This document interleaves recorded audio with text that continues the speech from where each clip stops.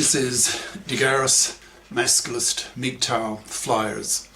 That is 2 3-page essays on the themes of masculism and MGTOW, written by and read aloud by Prof. Dr. Hugo de Garis. This is flyer number 499, entitled Compulsory Masculist Paternity Testing. Description. This flyer pushes for masculist compulsory paternity testing so that men are not forced into decades-lasting man's slavery to pay for a kid that he did not want, that is not even his. Masculists have a real hatred for women who commit paternity fraud and aim to pass legislation that will put such women in prison for many years, a punishment commensurable with the seriousness of the crime of paternity fraud.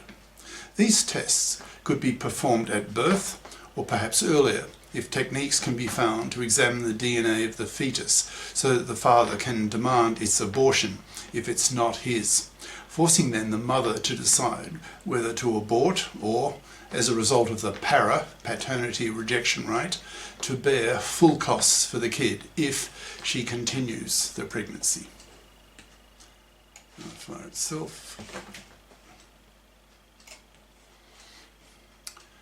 Masculist Compulsory Paternity Testing by Prof. Dr. Hugo de Garis. Email profhugodegaris@yahoo.com. Website profhugodegaris.wordpress.com.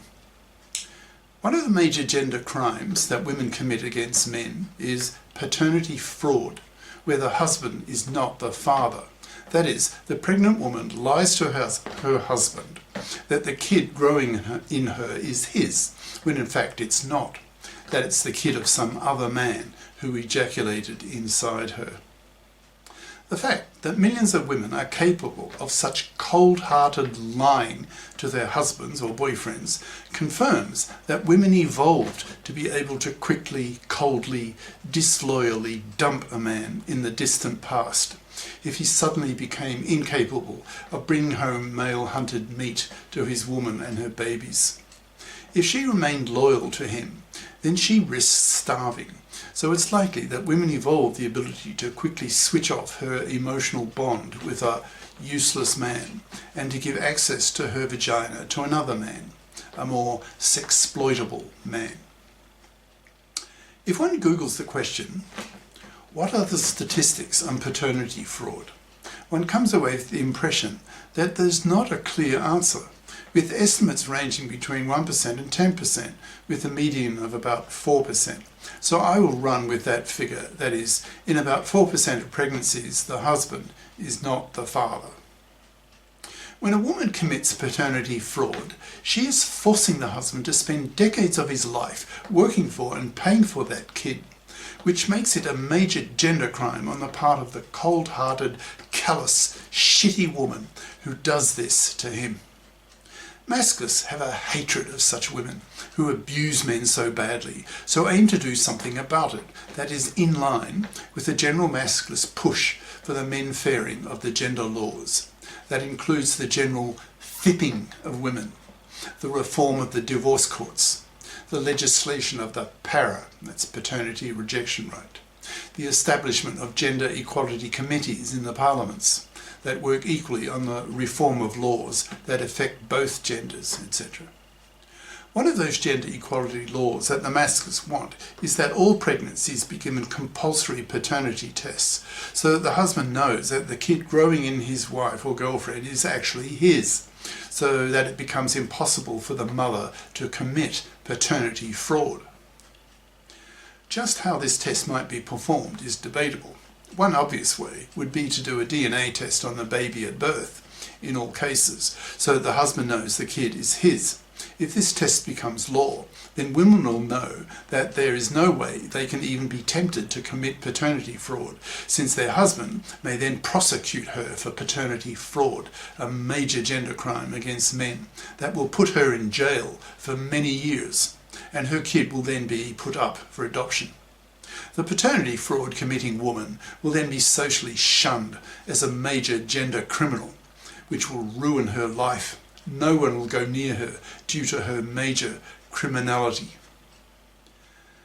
There's a basic asymmetry in parenthood. The woman knows that she is the mother since it's obvious that the kid is growing in her. So there's no doubt about who the mother of the kid is. However, the father cannot be sure the kid growing in her is his unless the woman is totally locked up during the pregnancy and only exposed to him sexually.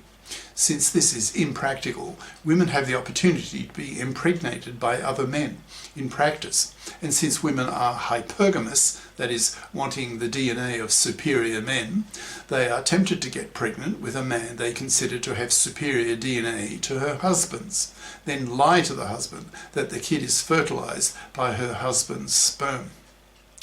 As soon as the baby is born, a drop of its blood should be taken and tested for paternity to ensure that the husband is the father, and that the result, by law, has to be given to the husband, so that if the kid is not his, then he can then decide whether to prosecute the mother for lying to him, committing one of the worst gender crimes against him. Another suggestion for paternity testing is that a sample of the growing baby's DNA be taken while it is in the womb and before the abortion time limit has expired, within which it is legal to abort the fetus. If the DNA of the fetus is not from the husband, that is, the paternity test fails, then the husband should be given the right to have it aborted. If the mother objects, then the husband should have the that's paternity ejection right, so that he can reject any financial costs of the kid. So that if the mother goes ahead with the pregnancy, then she, by para-law, will have full financial responsibility for the costs of the kid, or she aborts. Women are so deeply ingrained with the expectation towards men that, quote, men exist on this earth to pay for women to have babies, that when the Masculists push for the compulsory testing of paternity, they will probably set up a hue and cry, lamenting that they can no longer commit paternity fraud, which only reinforces the utter contempt and hatred of the Masculists towards women who do commit paternity fraud in all their criminal callousness and deep misandry. So the Masculists will need to show women that if women object to the compulsory testing of paternity, then these women should expect the hatred of the Masculists. To Masculists, those women who feel that women should be given the right to commit paternity fraud should be treated for what they are, that is, criminally callous, manslaving vermin, to be incarcerated for years for committing a major gender crime that manslaves a man, forcing him to work for decades of his life to pay for a kid he never wanted in the first place, a kid that is, in capital letters, not even his. If women do not understand the level of hatred coming from the Masculists against such a crime, then the Masculists need to make their hatred very plain to women by expressing this hatred in a very vivid, memorable way, by haranguing such women with real male Masculist venom, spitting in their faces, yelling at them, calling them vermin, bitch-slapping them, criminalising them, casting them out of their social circles, putting powerful moral pressure on them to change their attitudes or punish them severely by telling all the men in these women's social circle that this woman objects to compulsory paternity testing, who wants the right to lie to her husband that he is the father when he isn't. Such a woman is vermin to Masculists, hateable, callous, criminal, to be destroyed, and if she actually commits paternity fraud, then to be imprisoned for years, a punishment commensurate with the severity of the major gender crime that she commits. Discussing the actual details of compulsory paternity testing would be one of the tasks of the male Masculists in the gender equality committees in the parliaments. They could probably quickly implement compulsory paternity testing at birth of all babies. Just how to test earlier might be a bit trickier, but techniques can probably be found to sample the DNA of the fetus within the abortion time limit, so that the husband has the time to reject a fetus that is not his, so that the mother then has to decide whether to continue growing the kid, but then fear full financial responsibility for the cost of the kid. as a consequence of the husband's para, that's paternity rejection right, which will be one of the major pieces of legislation that the Masculist members of Parliament in the Gender Equality Committees will pass.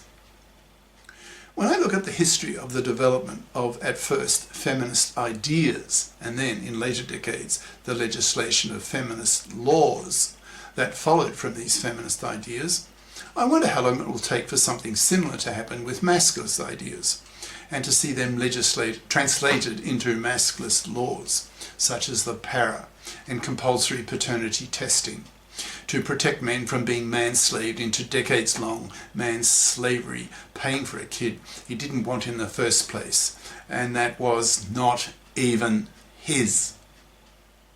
I hope that the men fairing of the gender laws will be a reality within a decade or so, as was the case with the feminists. I hope history will repeat itself when it comes to the men fairing of the gender laws. If not, then we masculists will only get angrier and even more hateful, and pick up arms. Cheers. Prof. Dr. Hugo de Garis. Email profhugodegaris@yahoo.com. Website profhugodegaris.wordpress.com. Author of the book Masculism, Men's Rebellion Against Being Manslaves to Women, an e-textbook of 490 plus Masculist flyers for men's studies courses, freely downloadable in Microsoft Word format from my website. Ciao.